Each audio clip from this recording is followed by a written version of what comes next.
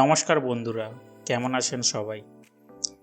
আজ আমি আপনাদের সাথে শেয়ার করতে চলেছি কলকাতার সেই বিখ্যাত পেঁয়াজের রস দিয়ে বানানো মাটন বিরিয়ানি।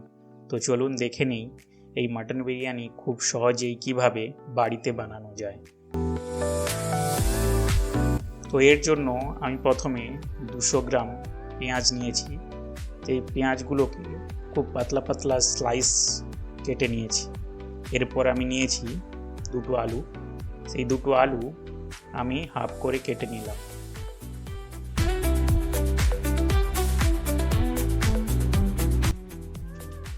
আর এই বিরিয়ানি বানানোর জন্য যে উপকরণগুলো প্রয়োজন সেগুলো আমি এখানে দেখিয়ে দিলাম ও নিচে লিখে দিয়েছি। এরপর একটি কড়াইতে তেল গরম করে যে কেটে রাখা পেঁয়াজ ছিল সেটি লাল করে ভেজে নেব।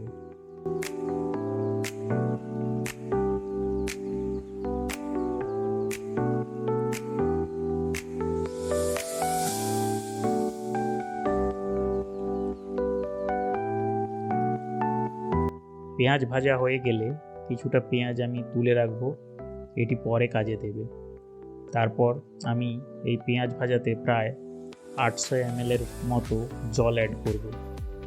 তারপর এখানে আমি একে একে কাশ্মীরি লঙ্কার গুঁড়ো, পরিমাণ মতো লবণ, ঝাল লঙ্কার গুঁড়ো ও গোটা গরম মশলা মেশালাম। তারপর সব কিছু একসাথে ভালো করে মিশিয়ে দিলাম। তারপর আমি এখানে মাটন অ্যাড করলাম সেদ্ধ হওয়ার জন্য।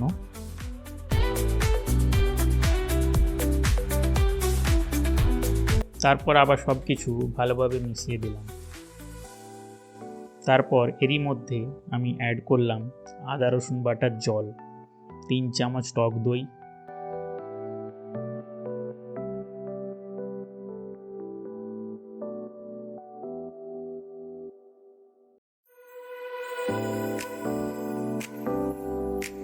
আর দিলাম কেওড়া ওয়াটার, মিঠা আতর ও বিরিয়ানি মশলা। এখানে একটা গুরুত্বপূর্ণ টিপস, আপনাদের মাটন 50% সেদ্ধ হয়ে যাওয়ার পর একটু গ্রেভিটি টেস্ট করে দেখবেন। যদি দেখেন গ্রেভিটি একটু তেতো তেতো ভাব থাকে তাহলে 1 চামচের মতো চিনি অ্যাড করবেন। আর মটন পুরোপুরি সেদ্ধ হওয়ার আগে গ্রেভিটি একদম শুকিয়ে গেলে অল্প গরম জলও অ্যাড করতে পারেন। মটন হতে হতে এখানে আমি চালটা ওয়াশ করে 30 মিনিট ভিজিয়ে রাখছি। মাটন 70% সেদ্ধ হওয়ার পর আমি কেটে রাখা আলুগুলো অ্যাড করে দিয়েছিলাম। এখন মটন আলু ভালোভাবেই সেদ্ধ হয়ে গেছে। আমি এখানে মটন আর আলু একটি পাত্রে সরিয়ে রাখবো এবং গ্রেভিটিও অন্য একটা পাত্রে তুলে রাখবো। এরপর বিরিয়ানির রাইসটা রেডি করার জন্য একটি কড়াইতে জল নিয়েছি। সেখানে অ্যাড করেছি গোটা গরম মশলা ও পরিমাণ মতো লবণ।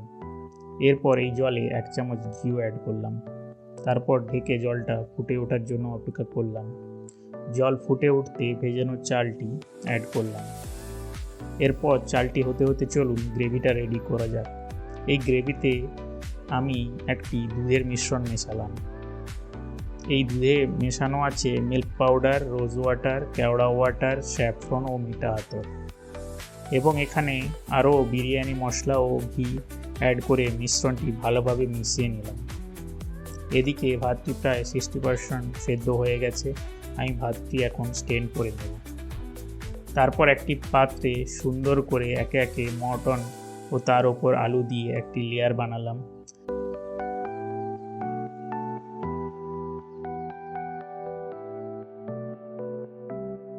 তারপর এখানে সেই গ্রেভিটা অ্যাড করলাম। গ্রেভির পরিমাণটা এমনভাবে দেবেন যেন অর্ধেক আলু ডুবে থাকে।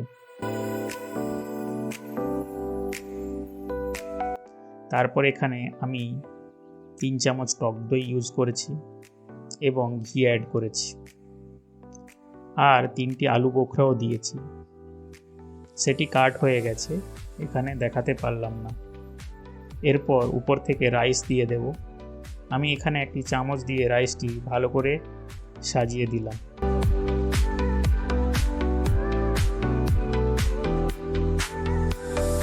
তারপর ওপর থেকে ঘি দিয়ে দিলাম।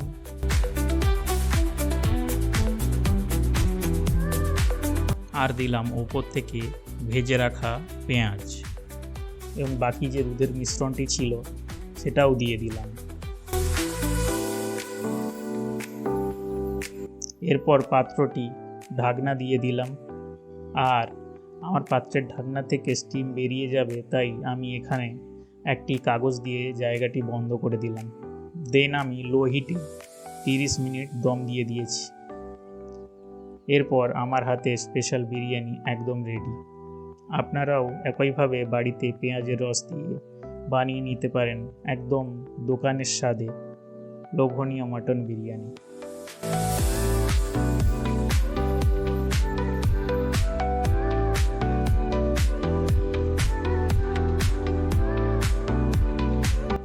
আর আপনাদের ভিডিওটা যদি ভালো লেগে থাকে তাহলে লাইক, শেয়ার এবং আমার চ্যানেলে নতুন হয়ে থাকলে চ্যানেলটি সাবস্ক্রাইব করতে ভুলবেন না। ধন্যবাদ।